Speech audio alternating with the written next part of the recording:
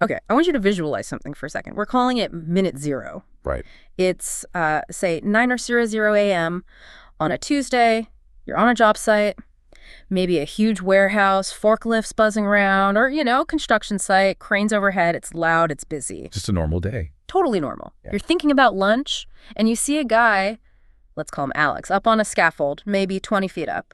Or there's Sam, the new guy, on a forklift. Mundane until it isn't. Exactly. In a split second, literally the blink of an eye, that scaffold shakes because a forklift just tapped the support beam.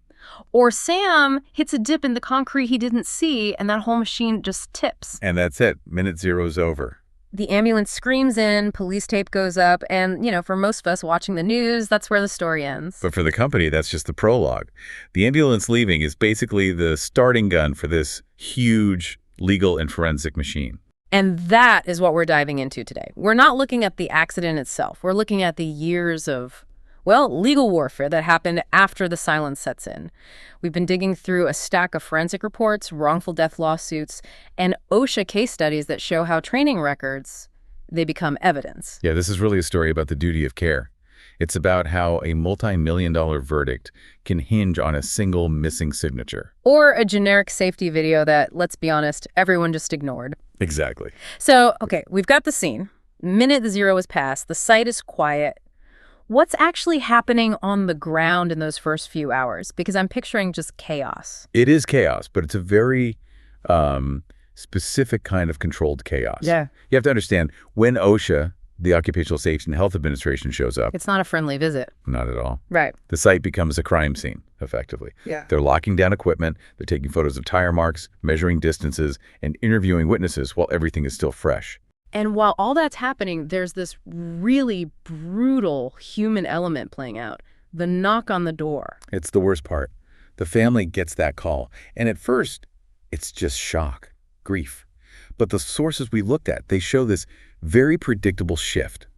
That grief, over the next few weeks, it turns into a desperate need for answers. And then accountability. Right. And that leads us to the legal timeline. The sources say that around month 3, the dynamic shifts from, tragedy to adversary. The family hires a lawyer. A wrongful death attorney, Yeah. specifically. And they file what's called a complaint. This is the moment the gloves come off. Because it's not about bad luck anymore. No, it's alleging negligence. They're saying, this company had a duty to keep our family members safe, and they failed. And that kicks off a phase called discovery. I always pictured discovery as just, lawyers handing over a few files, but these case files make it look more like a raid. It's a raid on the company's entire history. The plaintiff's attorneys demand everything. Every email, every text message between supervisors, every safety manual, and most importantly, every single training log.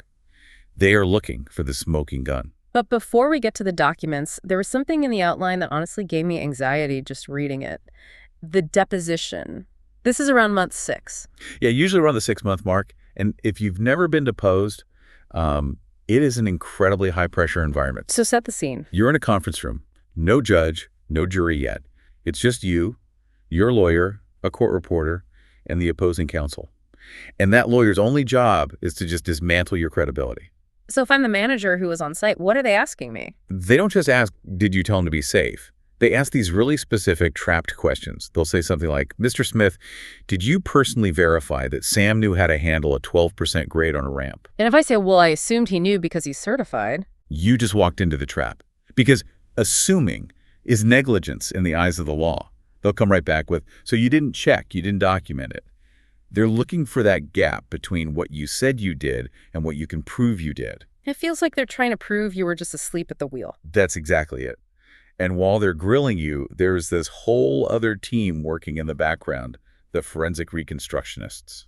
This part was wild to me. I had no idea safety investigations went this deep. Lasers. It is literally the CSI of industrial accidents.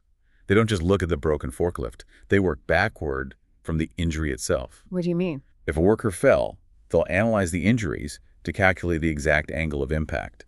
They use 3D laser scanners to map the entire scene to the millimeter. But why? If the machine tipped over, it tipped over. What's the point? Because they need to prove the accident wasn't random. They use physics engines, simulation software to recreate the event.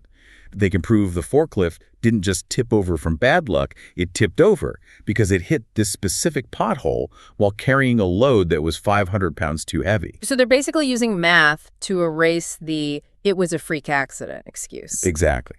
And once the physics proves how it happened, the legal team asks the next question. Was this preventable?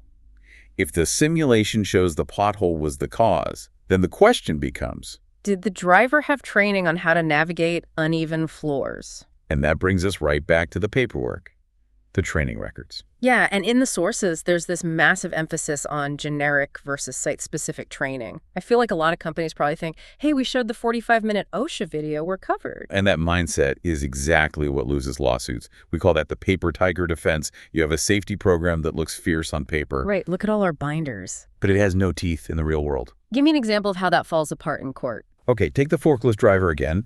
You show the jury a certificate that says he watched Forklift Safety 101. Great.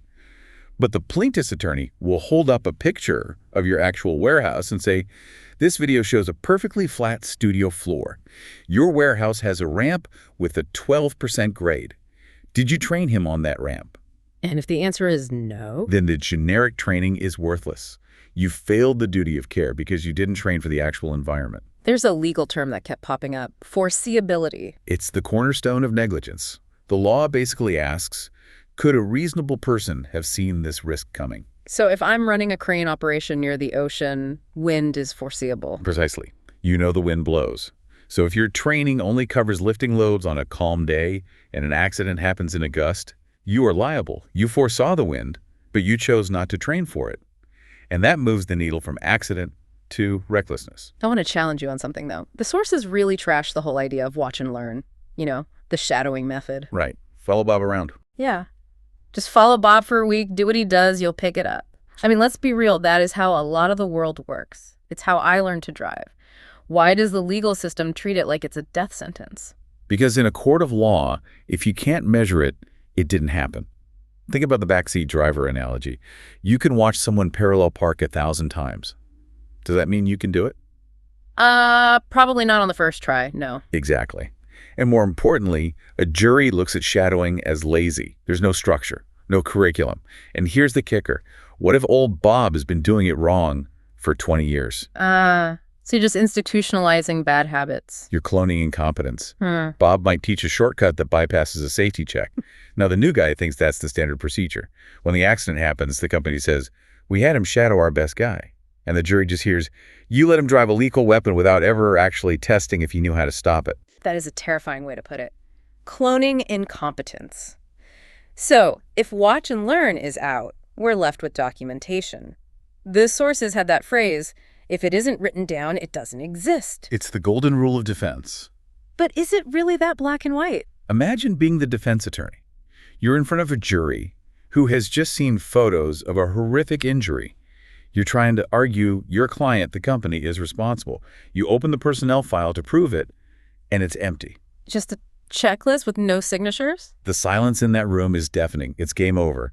The empty folder is basically a confession. But you know what's worse than an empty folder? What? A folder full of incriminating emails. Oh, this is the discovery raid paying off. We saw this in the case studies. Emails from a supervisor saying, we're behind schedule, just skip the full safety demo. Or, get it done, I don't care how. That frames the entire case as profit over safety. And you cannot defend that. Juries will punish a company massively if they think safety was traded for speed. Okay, let's dig into the actual cases. The numbers here are just staggering. I want to look at two specifically. Let's start with that Pennsylvania forklift case from 2022. A classic generic versus specific failure. You had a worker who tipped a forklift on a ramp and was crushed. And the company claimed he was trained. They did. They had a record showing he watched a 30-minute online video. It covered the basics, wear your seatbelt, don't speed. So what went wrong? The facility had a ramp with a 12% grade. That is steep for a forklift. The video never mentioned ramps. It never explained how the center of gravity shifts when you're on an incline. So he watched a cartoon about a flat warehouse, drove onto a steep ramp, and died. And the settlement was $1.8 million. The plaintiff argued, watch the video and go, was reckless given the specific hazards of that building. The other one that really stuck with me, and this one just made me angry, was the lockout-tagout case in Ohio. An amputation case. Yeah. For anyone who doesn't know, can you explain what lockout-tagout is? It's a life-saving procedure. Before you stick your hand into a machine, you turn off the power, you put a physical padlock on the switch, and you keep the key in your pocket. That way, nobody can accidentally turn the machine back on while you're inside. It's Safety 101. So what happened in Ohio? A worker reached into a conveyor to clear a jam. It wasn't locked out. The machine cycled, and he lost his arm. He bled to death on the floor. Oh my God. And when the lawyers got into the emails, that discovery phase again, they found the smoking gun. Supervisors had sent emails explicitly saying, "We're behind on production. Skip the full lockout demo for the new guys. Just tell them to be careful." They put it in writing. Skip safety to save time. In writing. That was a $4.1 million settlement. And honestly, they were lucky it wasn't a verdict for much more. That's what we call gross negligence. It wasn't an accident. It was a decision. It's just infuriating. So preventable. And we saw similar numbers everywhere. $7.2 million for the crane case, the confined space case in California. It's a clear pattern. So stepping back from the horror stories, how do you fix this? If you're a manager listening to this, what do you actually do? You have to build what I call a fortress of competence. And it starts with mixing the foundational with the site-specific. Explain what you mean by that mix. Okay, show the video, teach them how to start the engine. That's foundational.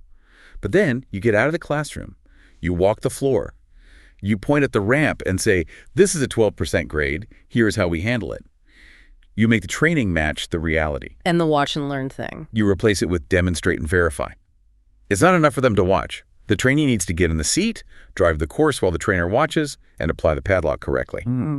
If they can't do it in training, they sure can't do it on a busy Tuesday morning. Then write it all down. Obsessively. Date, time, specific topics covered, not just safety training, but reviewed ramp procedures, and get signatures. There was one last piece of advice that seemed kind of counterintuitive. Remedial training. Recording mistakes. Right. This scares companies. They think, if I write down that someone screwed up, it proves they're a bad employee. But legally, it's the opposite. How so? If you document that a worker made a mistake, was pulled off the line, retrained, and then passed a new test, that proves your system works. It shows you're paying attention. Exactly. It proves you aren't just rubber stamping people. You're watching, correcting, and ensuring competence. A file with some corrections in it is actually way more credible than a file that's perfectly clean. That makes perfect sense. Yeah. So let's wrap this all up. We started at minute 0, the accident. We've gone through the investigation, the lawsuit, the deposition. What is the big takeaway here? The takeaway is that the duty of care isn't just a legal concept. It's a heavy moral weight. Whether you're a manager or a worker, you can't outsource your safety to a generic video. If you're a manager, you are the one who pays financially and morally if you cut corners. It really changes how you look at those boring safety meetings. It's not just paperwork. It's life or death evidence. It's the only thing standing between a bad day and a tragedy. I want to leave everyone with a final thought to chew on. We talked about the empty folder nightmare. So ask yourself this. If a jury subpoenaed your professional training history right now, whether you're the one giving it or getting it, what would they find? Would they see a fortress of competence, or would they just find an empty folder waiting for a lawsuit? That's the question that should keep you up at night. Thanks for diving in with us. Stay safe out there.